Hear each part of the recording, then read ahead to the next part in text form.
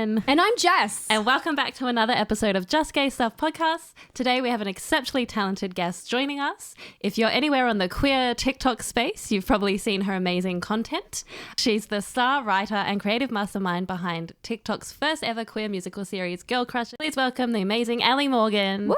Thank you for joining us, Ali. Thank you both for having me. Honestly, such a pleasure to talk to you. It's such a pleasure. We're humbled to have you join us because, as we just said before we introed you in, it is so important to have queer things coming across the internet and especially out of Australia. Yeah. We are humbled to talk to a fellow creator today that has really made a splash online. I think that's what kind of really drew me to you. I remember I saw all the Girl Crush stuff originally and I was like, oh, this is amazing. And we were in the midst of, starting our podcast and everything. I was like, oh, wow, this is like a very female run series. I was like, oh, how incredible. We need to talk to this woman. Yeah.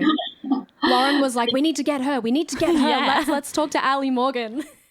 Oh my gosh, that's so nice. Thank you. It was actually very female run. Like most of our heads of department on our creative team are female identifying. So yeah, and actually majority of our creative team is queer too. So it's like queer, female, like majority queer, majority female run film crew, which is actually kind of unheard of because it's quite a male heavy field. So yeah, that's something that's not really talked about, is it? We talk about in business spaces everything is very male led, Dominated. Yeah, male dominated industry. Male dominated industry. Thank you. There you go. And, even in these queer creative spaces, we still need to make so many more steps towards having equality in those spaces too. And so that's awesome to be able to have such a big team of queer people. Yeah, that's really cool. Thank you. Yeah, it was definitely important for us to make sure it wasn't just in front of the camera, like it was behind the camera as well. Yeah, I think that's super important, and that's something that we, I guess, try and include to our sound technician. He's queer as well. Yeah. Oh, that's awesome. Yeah, so that's really awesome. I was going to ask you, I was doing a bit of digging just before this interview, and I did see that you guys were, I'm not sure if it was like affiliated with Screen Australia or New Zealand or Queensland. Could you tell us a little bit about that? Yeah, so the series was actually funded by Screen Australia and TikTok Australia. Oh, wow.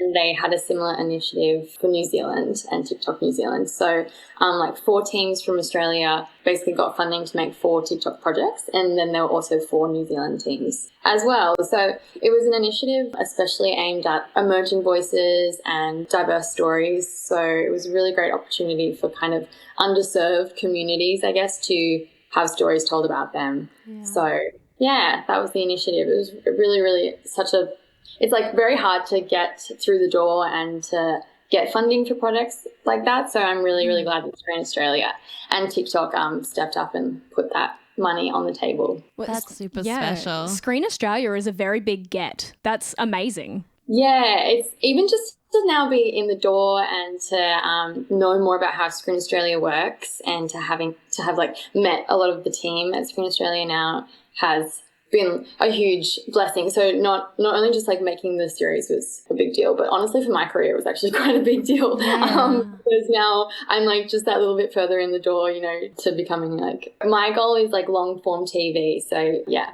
I'm getting there. You're getting there, one step at a time. It's all about the connections, right? Yeah, everything we do has purpose, and everyone you meet is for a reason. So yeah, you definitely got that opportunity for a reason, and now you can build on that, which is amazing. Yeah, I appreciate that. Yeah, half the time it's just about like getting your work out there and getting it seen, right? And so that's the first hurdle for a lot of emerging filmmakers, is just that pathway in, especially if you come from not a super privileged background, just making sure that those opportunities are there for people is really important. So yeah. So grateful. Could not speak highly enough about the Screen Australia team. That's awesome. That's amazing. Yeah. So for the people who may not be on Queer For You space and don't know what Girl Crush is, could you explain a little bit about Girl Crushes? It's your baby, obviously. Absolutely. So Girl Crush is a 15-part musical TikTok series which follows Jessie, who is this struggling musician whose career hasn't really taken off. She's just gone through a really bad breakup, and her ex-boyfriend was also her like writing music partner. So she's fully in a rut, and she's kind of hiding out from the world by just working a casual dead-end job at a candy bar at a cinema. And she has this musical idol who's also doing great stuff in the indie music scene called Brianna. And then one day they get a new employee at the cinema, and it actually is this woman, Brianna, who she really admires. And it's kind of like shining a light on how even musicians that you think are doing really, really well still have to work casual jobs, which was my experience, you know, trying to make it as like a creative myself. So I kind of wanted to shine a light on that. And then through getting to know this person that she idolizes so much, she actually discovers that she's bisexual, which she used to think that she was just straight. And so, yeah, this is her bisexual awakening. And it's a musical. Yeah, crazy. Because why not? Yeah. Also because TikTok is like a music sharing app, so we were like, let's make this a musical. And I love musicals, and I write a lot of musical comedy. So, yeah, it's a musical for any musical lovers listening. Lauren is the biggest musical lover I know. Musical lover. Amazing. So what inspired you to write that story as it stands today? Well, honestly, just like my lived experience. So my bisexual awakening kind of came to me because I had a crush on a woman that was also an artist. Like, I just graduated drama school, and I met this woman who was like this amazing performer that I had looked up to for ages. And I genuinely just thought that I was obsessed with them because they were so talented. And there's always that joke of like, do I want to be her or do I want to be with her? Yeah. And then finally it just dawned on me one day, and I was like, wait a minute. Okay, this is so much deeper than I think I realized. And then I think I just needed to... It's like up until then, it's like I was in the dark, and then this light bulb just went on, and then it was like, whoa, oh my God, I'm so bisexual. Holy moly, how did I not realize this? And yeah, it was like, it blew open my world. So I thought that was such a funny, sticky situation where I was so dazzled by someone's talent that I didn't actually know that it was like a romantic feeling as well. So I kind of wanted to write a story about this woman who, is so dazzled by someone's talent, like idolizes someone so much that it takes them a second to realize that appreciation is much deeper than they think. Wow. Yeah. The best stories are lived experience stories, though. Well, they aren't say write what you know. Yeah, absolutely. 100%. And I do think like there is some bittersweetness to, those epiphanies as well. I think like as anyone coming out story kind of is, I guess, because we all grow up in such compulsory heteronormative environments. So I was also, I lamented the years of my life I missed out on where I didn't really know who I was. And so I did want to make a bisexual series, like a series that shone a light on that kind of trickiness of being bisexual and how compulsory heteronormativity affects bisexual people, because in a way I honestly could have lived the rest of my life just dating cis men or like men and not even have validated those other queer experiences. And I probably would have actually been fine. But that wouldn't have been the whole extent of my truth, and so I think that's kind of the trickiness with being bi is I'd identify as like bisexual and pansexual, so I kind of use the terms interchangeably. I think it's tricky because honestly a lot of straight people I know are like, the classic thing of like, I made out with gals in the bathrooms at the club, but like I'm straight. And you're like, you could also not be straight and you could be bi. Or like even older women I meet, like honestly speaking to some older women like a few weeks ago, and they were like, oh yes, back in my day, I hooked up with women and now I've married a man. And you're like, the gender of the person you end up with doesn't define your sexuality. Like you could still be like a bisexual woman even though you're married to a man. So I guess I just wanted to write a story that, it's not a long series. It only goes for like 18 minutes total, but we're hoping to make a season 2. So I just wanted to start that journey of unpacking kind of biphobia, doing my bit for the bi community to unpack some biphobia, but also to just celebrate sexual fluidity as well and have jokes about it. Like there's so many bi jokes in there.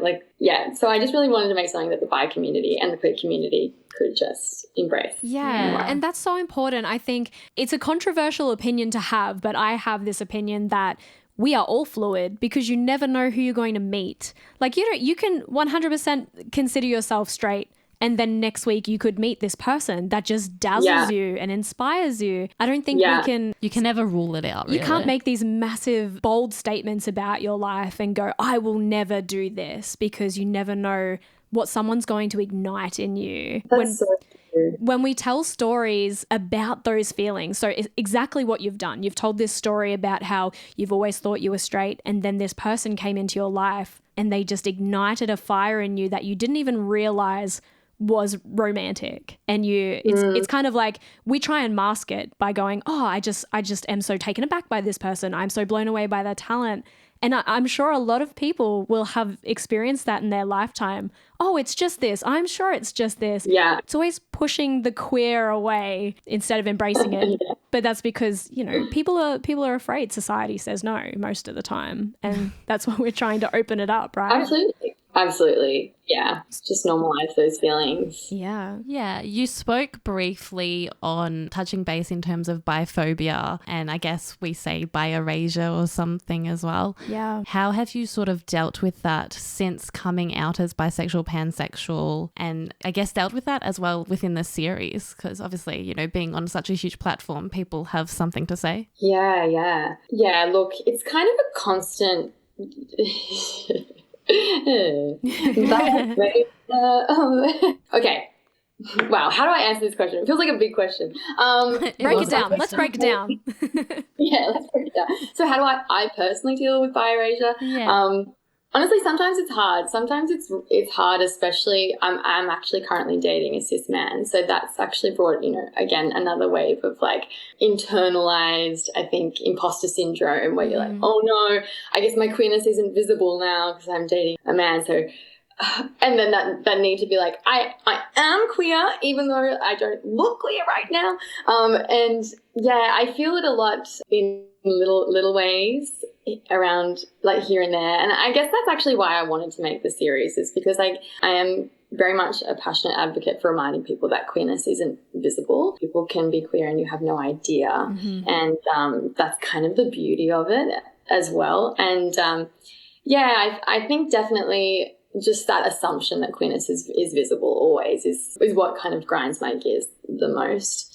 And then, of course, there's like classic biphobia where people kind of, without even realizing that if they're being biphobic, will kind of be like, oh, I met this person and they said they were bi, but I thought that maybe they were just like wanting attention or whatever. And you're like, yeah. Oh, really? Why would you think that about someone? Because people don't actually operate that way. Like if people say they're bi or pan, like probably because they are. Yeah. Yeah, just things like that. I think, honestly, it's so much better than it was, growing up. Yeah. The past 5 years especially, I've seen a big difference. But also, I move in very queer spaces. Like, I live in Sydney and I have pockets of friends that are all queer. And I work in the arts. So that kind of also is like it's a very accepting industry on the whole. So I mainly more feel for my kind of bisexual people who move in other spaces like corporate spaces or like things like that where maybe it's a little bit more challenging. But yeah, that's why I wanted to make the series, to make them feel seen. And honestly, we haven't really had much biphobia online, which has been really good. Yeah, super good. Really good, really good. Lots of people weren't happy about cliffhanger ending. Yeah. Of the series, but I just had to let everyone have their feels in the comments because I was like, Ali, you wrote a cliffhanger, they weren't going to be happy about it. Yeah. Just let them feel what they need to feel. So there's a lot of people being like, no, why? Yeah. I don't want to say I'm sorry because I'm not sorry, because actually like this is part of life, and low-key this is kind of actually really what happened to me. So yeah, it's my truth. But yeah, and that's it too. Like, I'm sorry, I was about to do a spoiler there, but maybe I shouldn't do spoilers. Should I do spoilers? You can do spoilers. Do exclusive spoilers on this show. Okay, maybe this is like a PSA. If anyone hasn't watched the ending, go watch the ending because it's going to be a spoiler. But I think a lot of people, and I wanted a lot of the audience members to assume that Brianna was this confident lesbian woman. And then when it kind of pans out that not only is she like probably bi, but she's like lied to Jessie the whole time. Yeah, that was a real purposeful bait and switch I did there. Yeah. Yeah, sorry online community, but it's going to be worth it because season 2 is going to have so much good stuff in it. So that's how you get people though. You've got to cliffhanger them in so they stay for season 2. That's what all the great shows do. Absolutely. And to be honest, that's kind of like, people are complicated and people do things you don't expect. Mm-hmm. That's where drama comes from. That's what TV is all about. Also, people want to resolve. People want this like nice fluffy ending, especially when you're promoting queer content, because we don't get to see that a lot. But at the end of the day, you're being true to form. Like, we don't get cute fluffy endings all the time. It has to be a true reflection. At least you didn't kill any characters off. Yeah. Yeah, I know. And I knew that a lot of people would be mad because I think it's and rightly so. We've had so many like femme or like women loving women stories where it does end tragically, and that really is so annoying. But I guess at the same time, this isn't technically like just a lesbian story. It's like a bi story, and Brianna's identity, we'll get into it in the next season, but it is more complex than people think. And it's not the end. Like, it's not the actual finale. It's, you know, it's just the little cliffhanger for now. So yeah, so to anyone who has watched it and is sad, I love you, and it's all worth it. It'll be worth it. Hang in there, everyone. Yeah, just hang in there for season 2. You knew season 2 is coming. Yeah. So just reflecting on your journey and coming out as bisexual, did you come out to your family as bisexual when you found out you had these feelings? Did you go through that journey? Yeah, I did. Honestly, I kept it from them for longer than honestly I needed to. I don't really know why, but I think for so long, I think I just didn't realize how much I'd been living my life to please other people. So I think I didn't want to come out and tell my family, or I told all my friends. Like, actually, they were with me the whole bumpy ride, where I was like, I'm really in love with this woman. Does that mean I'm bi? And they were like, yeah, probably. Yeah. And I was like, I don't know though. I still think maybe not. They were like, gal, you were like, okay, like, I support you, but inside they're like, oh my God, what is so hard to understand here? But yeah, but then when I finally told I told my parents separately. So I told my mom. She was like chopping veggies, making dinner at the time, and I was like, yeah, I don't know. I was like talking about something like and then I took a hard pivot, and I was like, and anyway, I think I'm pansexual, and just like dropped it. And she was like, oh, okay. And then she just like kept chopping the veggies, and then she turned to me and was like, oh, sorry, was that meant to be a big moment? I was like, no, it's chill. I've just agonized over it for a year. It's fine. And then I told my dad on the phone, actually, because he wasn't home at the time. So I told Mum. But yeah, he was very sweet. He was like, oh, honestly, I've just always thought everyone was a bit queer. And I was like, to be honest, me too. That's how I think. That's how I think. I think it is actually probably safer to assume everyone is queer than assume everyone is straight. That's true, actually. I like that. I think, like, why isn't that the default? Is that anyone is capable of anything rather than everyone is straight? Yeah, that's quite a good point to make, actually. I do like that point. Yeah. That's really good. I was going to say, you didn't do the driving in the car thing that we've talked about in just a recent episode. Never make big announcements while a parent is driving a vehicle, but your mum had a knife. Yeah, so I mean, same lead. So there should be fear there, but you escaped unscathed, which is beautiful because you were able to make this amazing series. So that's great. Thank you.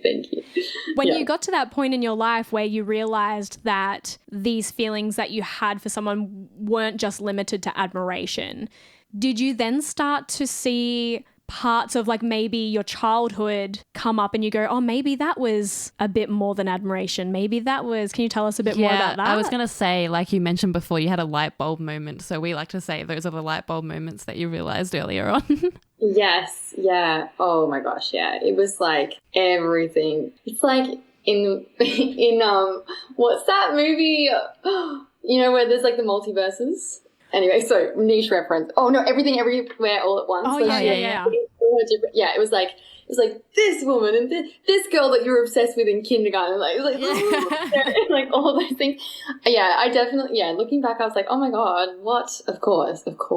Honestly, I had like just mainly my intense female friendships. I kind of had a lot of like besties, like pals that I really like clung to and were my whole entire world for like a year. And then like those things where you're like, we were totally like practically dating. Yeah. Like innocent relationships. Yeah. Like actually one of my friends, when we were in first year uni, we slept over each other's house all the time. I took her to every party I ever went to. Like she was my +1 to everything. Anyway, both of us have since realized that we're bisexual. But we refer to that we refer to that year of our life where we were inseparable. We call each other like our retrospective girlfriends because we were totally dating. Yeah. We were obsessed with each other. And when I got a boyfriend, I actually got a boyfriend, and then I felt so weird about telling her. It was like, Wow. like we were so oh, it was the whole thing. And then it's the same with like, I went to an all-girls school, so I was like, oh wow, so many of those things make sense now. Like I was quite obsessed with one woman in my year. Yeah. Anyway, it all makes sense. Yeah. Yeah, wow. That is actually quite interesting, and something that we don't talk about is friendships that we kind of pass off in our life as relationships that we're passing off as friendships. Yeah. That we never really had the conversation and said, oh, we didn't see it for what it was at the time, but now looking back, you're like, wow, we were totally like having a moment that lasted a year, and it was more than a friendship. Yeah, 100%. And like, because I went to an all-girls school, it wasn't so much that they were homophobic. It was more just a complete erasure of queer people from the narrative. It was almost like, it was weird. It wasn't like I was scared of being gay. It was kind of ironically the opposite. It was like, yeah, queer people exist, like happy for them, you know, but it was just, there was never though a way that they talked about sexuality at my school where they would consider that someone in the room was actually queer though. So I think that was the weirdest part about it, and maybe why it took me so long to figure it out, because I was part of the whole like plebiscite marching for queer rights and wanting marriage equality. I wanted all those things for queer people, and I just never thought that I was. Yeah. You're like, I'm a really super, super strong ally. Exactly. Yeah, I was like, this really affects me. Like, I really want them to have equal rights. Not me, though. No, I'm not part of just an ally. Hindsight's a wonderful thing. It is. Yeah. It is. Oh, my God. So funny. Even to this day, I think, like, sometimes I'll be like, because it's so insidious, that kind of biphobia of, like, you're faking it. Sometimes, especially now I'm dating a man, I've had a few panics where I'm like, am I a complete liar? Has my past 5 years been of realizing my sexuality being a total lie? And then I'll obsess over Renee Rapp and be like, no, you're queer, it's fine. I'll like put on my Phoebe Bridgers playlist, my bisexual queer playlist. You're fine. You're like, I must drill it back into me so I remain in the queer space. Yeah. I'll be like, no, you know who you are. It's just everyone else who like doesn't.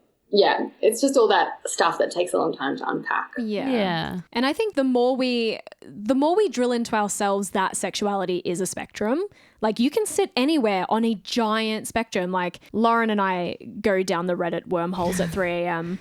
and there are so many people struggling with the fact they've dated a man their whole life and now they suddenly have a crush on a woman and they have this like immense need to label themselves, and it's like, just chill. Like it doesn't matter what the label might be. You just need to live your life, be authentically you, and the bottom line, you need to be happy. And 100%.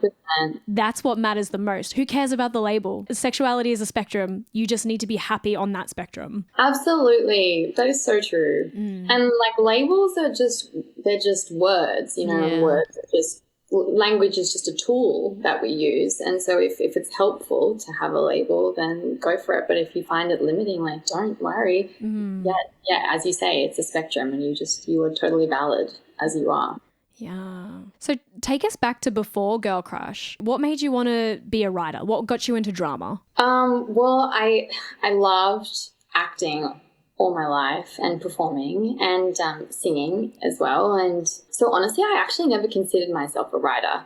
I always just thought I was a performer, that's it. And I graduated drama school and it was really hard to get any roles and not a lot of work in the industry, to be honest. Like it's hard to kind of break through. And so, but by that stage, I'd been on a lot of indie filmmaking sets, making short films. And I started to really quickly kind of piece it together and be like, oh, okay, so you just need this and this and this and this, and then you can make your own film. That makes sense. So then I just started to get together with a few friends and we just started writing. I don't even think we kind of knew formally. We weren't like, let's now commence being writers. Right.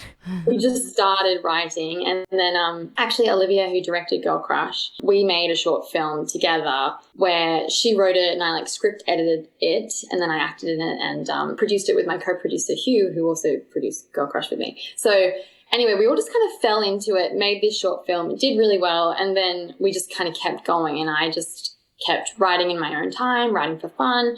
And I would just write things that I thought that we should talk about and I thought should be on screen that I wasn't seeing. And largely it's just like Australian stories that we're seeing on screen, and things that celebrate the pockets of Sydney that I love, or, you know, the little places that you don't often see on the big screen. It's so wild when you see it, like, Australia on the screen. You're like, oh my gosh, I actually know where that is. So yeah, I just kind of fell into it, and then honestly it snowballed, and some days I still can't believe that I'm a writer. I've now done a master's in screenwriting and everything, and it's like, whoa, how did I get here? But it's actually so empowering because I started on the other end. Like, as an actor, you're always the last one to receive the phone call, right? So it's like, they've got the story, they've got the crew, they've got the locations, and then they'll call in and they'll book their cast members. So you're kind of always at the mercy of everyone else figuring their stuff out. Whereas I was like, who starts the process? And I realized that you can't do anything unless you have a story. So as a way to just give myself a bit more control of my career, I started writing. I'm going to become invaluable at the start of the process. Yeah. Well, that's the number one incentive, right? You just said it's so hard to land a role. You really need to, it's such a pocket to try and break through. So as a creative incentive, you created the roles for yourself to star in, and that's how you're going to break through. It's like being an inventor. You need this thing and no one's invented it, so I'm going to do it. Like, you're going to be that pathway for yourself. Absolutely. And honestly, I'm really inspired by, in a way, the arts is kind of, you're like an entrepreneur in a weird way. You've got to back yourself.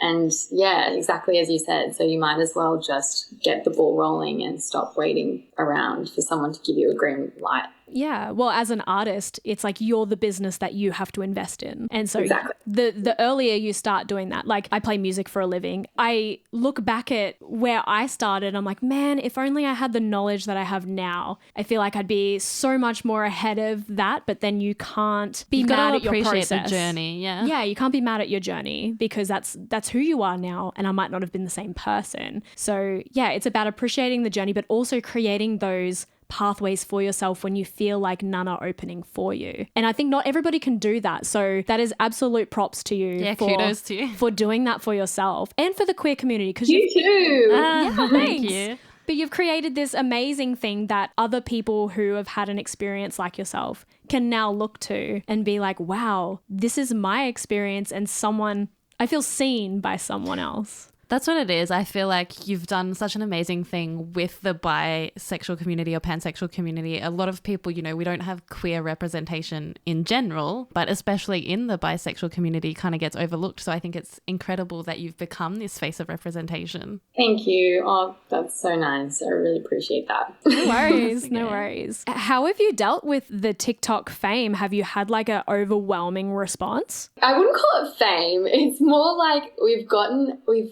found a really amazing group of like loyal followers who've just really embraced and loved the show and would show up every week to see the next episode. Honestly, it's kind of like Samantha, who's in it as well. She plays Brianna. We call it the girl crush fandom. And we're just like, we can't believe that exists. Yeah, what? wow. That's amazing. Ready for the fanfic? Yeah. The fanfics will start pouring out. Wow. It was wild. We actually can't believe it's happened. And every day I check the account and more people are watching it, which is just so amazing. Honestly, TikTok can be such a blip. Like, you could really sink or swim. So we weren't quite sure what the reaction would be. And yeah, it's still unfolding. So it's a journey every day. But yeah, every day we get gorgeous comments from people being like, oh my gosh, I've just binged this whole thing and it's so amazing. I love it so much. And people will be like, oh my gosh, is this Australian? Like, people cannot quite believe it. Some people will even be like, where can I watch is this a Netflix show? Like, where can I watch this? And I'll be like, you're watching it. You're like, it's coming. Netflix contact. Yeah, so it's been amazing, honestly. It's just been so special. And because you did a hard launch, like it was such a hard launch, what did you have to make sure you had in place to make sure that was as successful as it could be? We kind of were quite strategic with the way that we launched. So we actually partnered it with an in-person physical screening at Mardi Gras Film Festival. Yeah. Oh, wow. So that was really special. because they actually gave us some funding to help us do post-production. So it was really like full 360 to come and like show it to that community in a special bisexual short screening. So it was amongst like all these other bisexual stories. So it was really beautiful. So we did that. And so we kind of like built up the promo on the ground in Sydney, being like, this is going to be a screening, and the same day we're going to release online. So, and waiting in the wings were just like the entire series. We made all of this promo stuff because really we only had 15 episodes, and 15 posts is like a bit of just a drop in like a huge entire giant ocean if you're releasing on TikTok. So we were like, we got to have so much promo material, and we might actually get more views on the promo material than the real episodes, but we've got to just make sure we're always feeding them back to the 15 core episodes. So, so thankfully though, because it's a musical, we released like music videos, and then we did like funny meme compilations and just all this stuff. So really, as soon as the screening happened, we were like, go. Yeah. This is not a drill. Like, oh my gosh. And then it was honestly the most flat out month of my life, because we posted like multiple times a day, every day for a month. Wow. And was it just you, or did you have like a team of people just hammering? It was me, my co-producer Hugh, and then we brought on Claire, which is amazing, social media manager person. So yeah, she came on and just kind of, because we were like, Claire, we need some help. We need to fill a whole bank of content. And she was like, I'm on it. So she also made some extra teasers, and then the three of us would rotate posting. Wow. Yeah. I think a lot of people don't appreciate how much goes into the behind the scenes of when you have a project or when you have something that you really want to get off the ground. Like, it's just hours and hours of work. Like, how did you manage that mentally as well? Yeah, I mean, honestly, I'm not going to lie to you. It was actually quite hard. It was the hardest thing I've ever done, but I learned so much doing it. I've just got a really great group of people around me, like such a good solid team. I definitely did not do it on my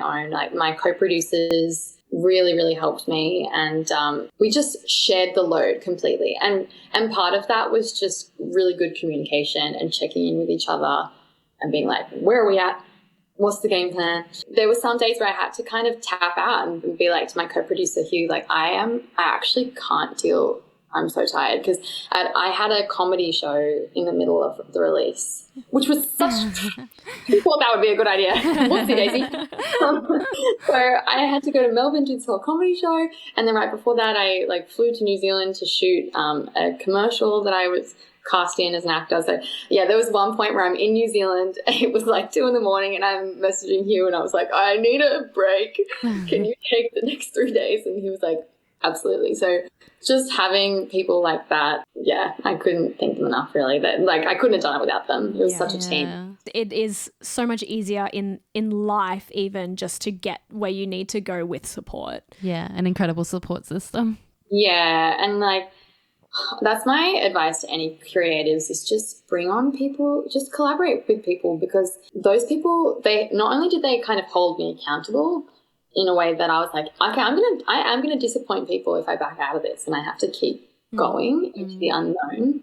So that's great, but also, yeah, they just have your back. That's amazing. Yeah, much like you two with this beautiful podcast. Oh, yeah, thank you. Yeah, I was gonna say, like, I have this like really bad trait where I'm a yes person. So whenever someone needs me, I'm like, yep. And then I cry to Lauren later being like, I've got so much on and I'm so stressed and I need you to help me, and we've got only next week's episode of the podcast ready, and then I have a mad breakdown and I cry myself to sleep, and then the next day I'm okay because Lauren's done a bunch of stuff. So teamwork. But that's actually such a thing too, was learning to say no to things as well, because yeah, I'm the same. It's also sometimes easy to dwindle what you're doing, going, oh yeah, I can take on your entire that thing. I'm just doing a whole entire TikTok series, but that's not a big deal. Like, I can do this. And then you're like, Ali, this is a real thing that takes a lot of time. Like, take it seriously and treat it as, you know, you're busier than you realize. And learning to say no. Oh my gosh, that's a whole thing. I think there's a humbleness behind that though, because humble people always tend to play down their own stuff because they make other things important to them that may not be their own thing. And so that's a humbleness. So always, like, it might not always be the best to be a yes person, but it's good to keep that humbleness and keep that ego. And like, that's great. Yeah. that's the good ego that we can talk about, not the nasty side of it. But yeah, so there's a humbleness behind putting other people in front and saying yes all the time. I think we also as creatives or as artists struggle to sometimes ask for help, or even just people in general ask for help and go, oh, I can make this all by myself, or I can do this. Yeah, definitely. I think that too. Yeah. Don't do that. Ask for help. Yeah, ask for help. Yeah, ask for help and it'll actually be better. Yeah.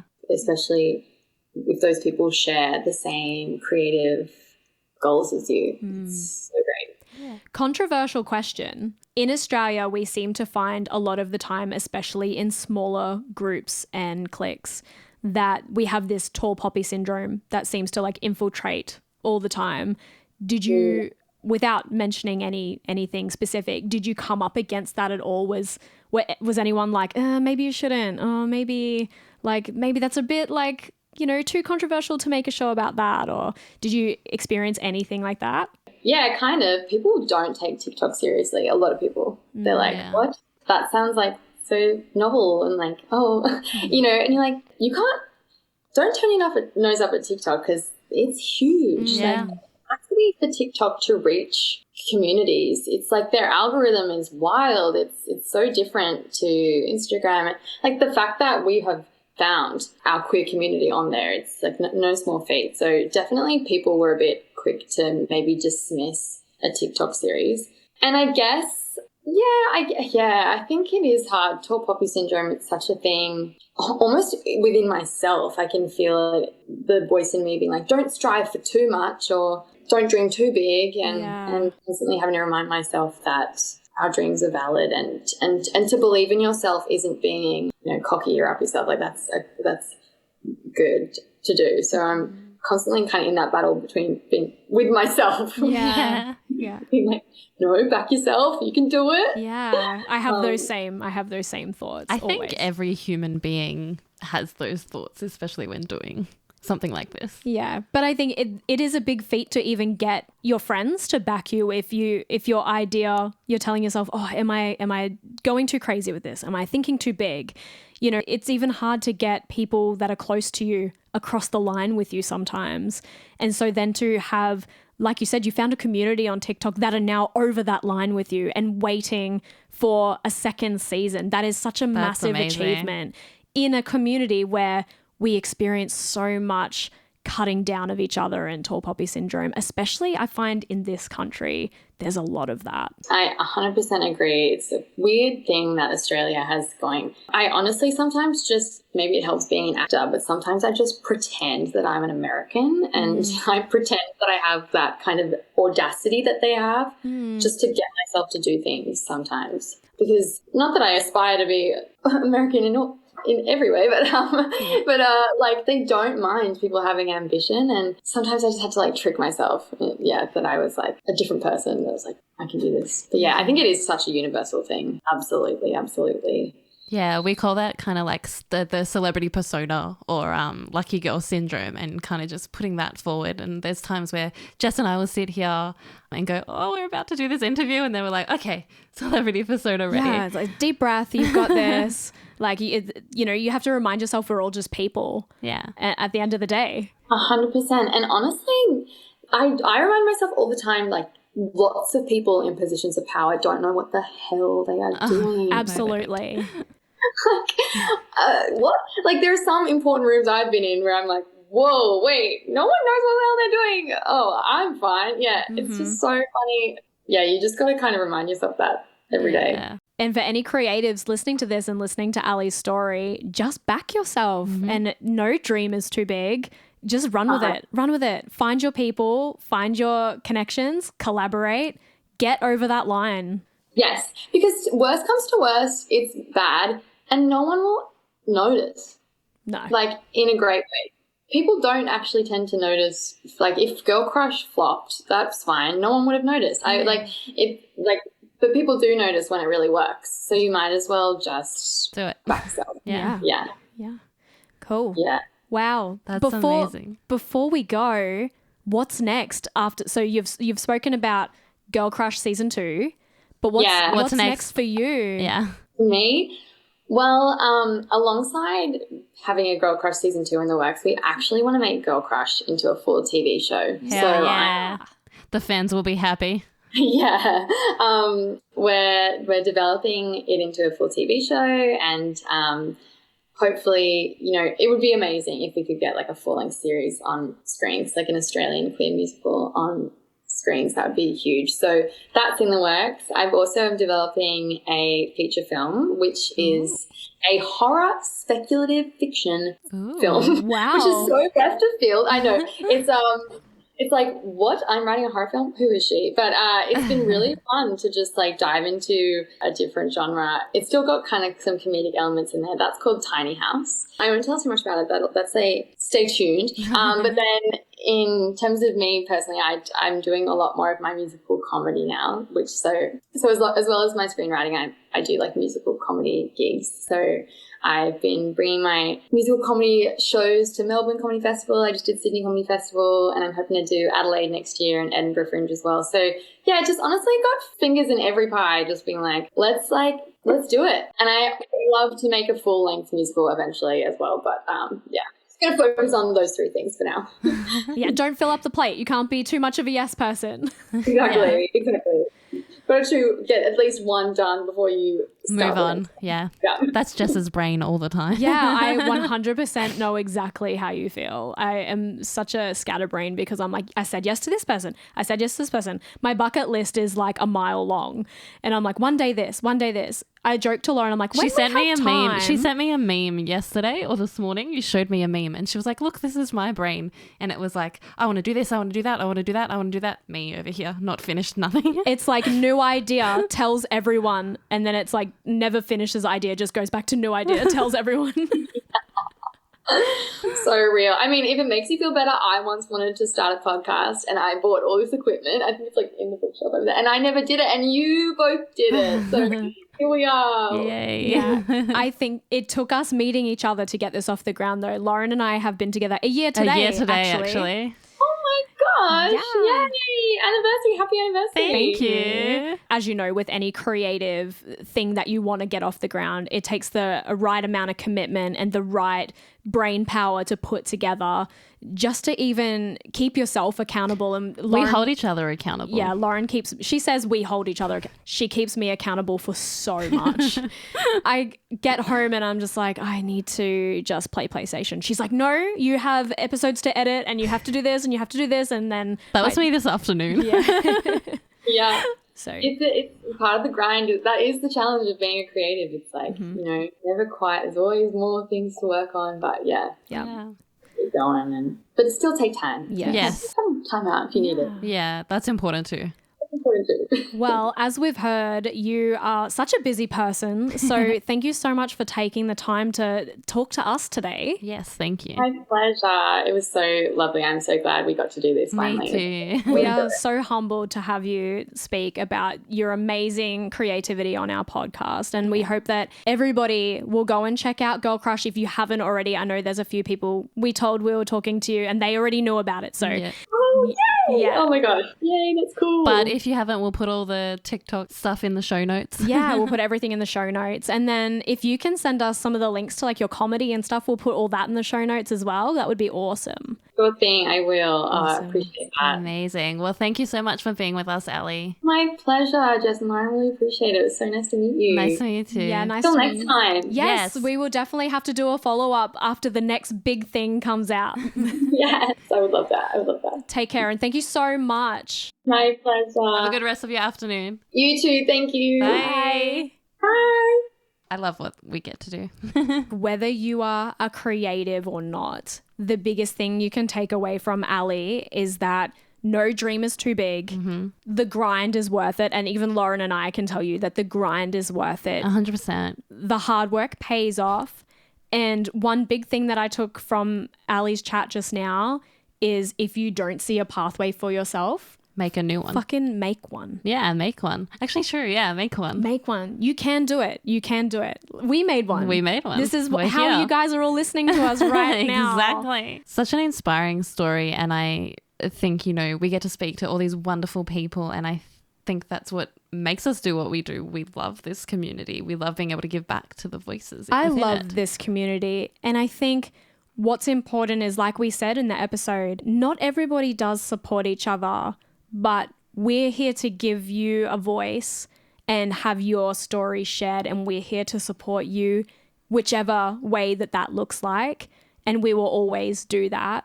And we thank you guys for supporting us. Yeah, we sure do. Because we don't exist without you. Exactly.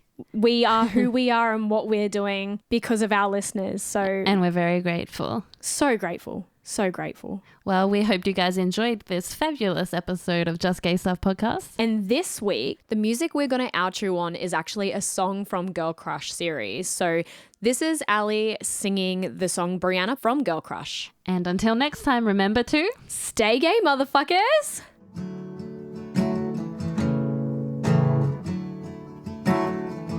Been 6 months since I wrote a tune, 'cause I didn't know who I was singing to.